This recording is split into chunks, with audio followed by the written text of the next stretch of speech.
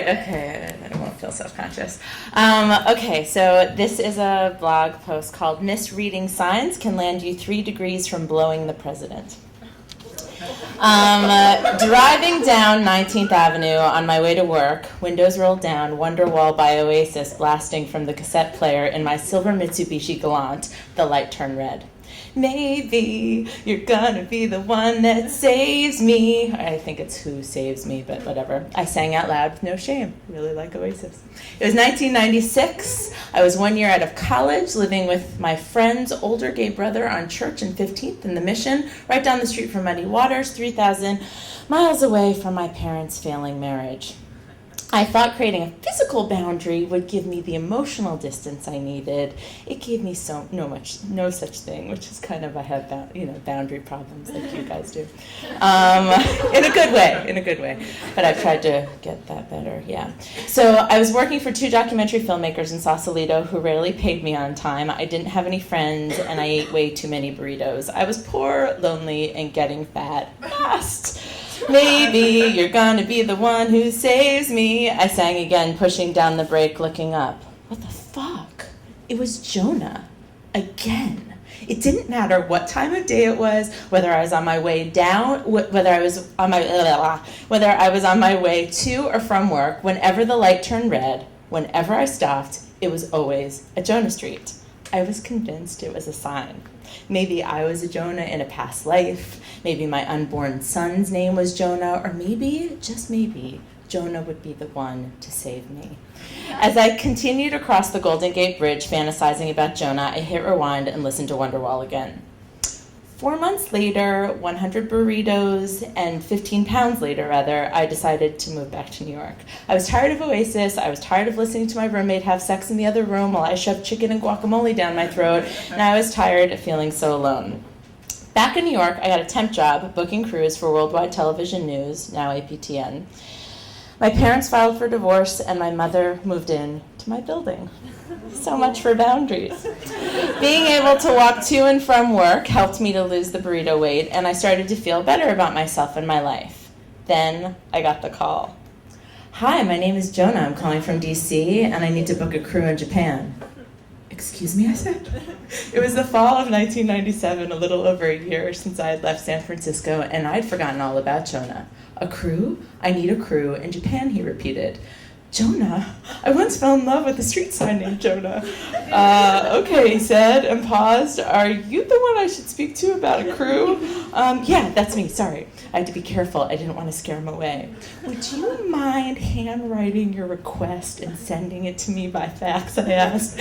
I was really into handwriting analysis at the time and thought it would be a great way to determine if he was, in fact, my Jonah. I had never met a Jonah before. On my lunch break, I raced to Barnes & Noble on Broadway in 66 and found the biggest and best handwriting analysis book I could find. The downward loop of his J meant he was strong and passionate. I had found my future husband, only he didn't know it yet. I called him later that afternoon, trying not to squeal. We talked requirements, dates, I made some calls. We were back and forth for a few weeks, faxes, confirmation numbers, names, contact information. Then he popped the question. Listen, I'm going to be home for Thanksgiving. Want to grab a drink? I tried to act cool, but my voice shot up a couple of octaves. I really like that. The night we planned to meet, my mother lent me her favorite pink cashmere sweater, telling me that all women look pretty in pink. When I asked Jonah how I'd recognize him, he said he'd be the one with the pink carnation in his lapel. Whoa, I thought, we'll both be in pink. It doesn't get more soulmate than that. As I walked down the street, butterflies in my stomach, I sang out loud, maybe you're gonna be the one that saves me. I stepped into the bar, surveyed the room, and spotted a pink rose next to a bottle of beer. My eyes flew up. There was a man staring at me, but it wasn't Jonah. It couldn't be. He was nothing like the Jonah in my head. Jonah mouthed, Kimberlee? I wanted to say, no, I'm Jennifer, but it was too late. I walked over, I shook his hand. I thought you'd be a hippie, he said, and took a swig of beer. I had one drink, went for a walk around the block, and said goodnight. Worst date ever.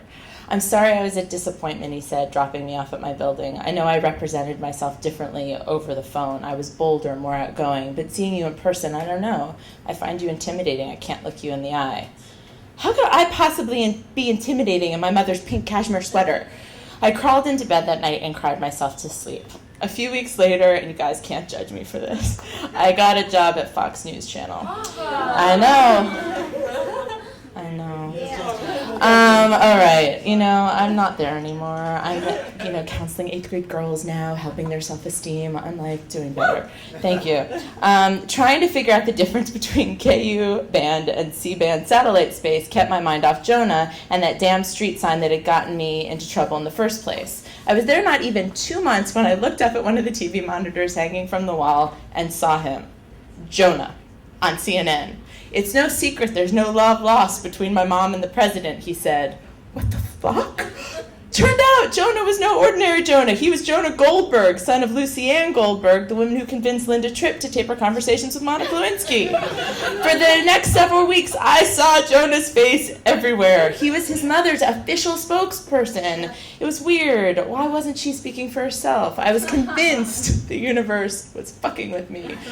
Then one day, my coworker tapped me on the shoulder. "Look over there, Lucy Ann." She'd apparently decided to break her silence and can come in for an interview.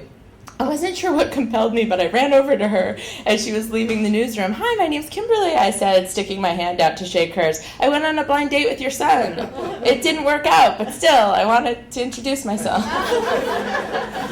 "Yeah, blind dates are hard. Jonah is my best friend. I love him. Did you see him on CNN this morning? Wasn't he great? I think he's so good. He has such a presence. Great presence." I didn't know what to say, so I nodded and smiled. As she walked away, it occurred to me that no one really knows anything. What I thought was going to be a story about finding my soulmate turned into a 3 degrees away from blowing the president story. And what America thought was a right-wing conspiracy to bring down the president was really just one woman's scheme to launch her son's on-air career. There's a PS to this story. I went back to San Francisco a few years later and retraced my commute from Church Street to Golden Gate Bridge down 19th Avenue, and guess what? There is no Jonah Street. It's Judah Street. Talk about misreading signs.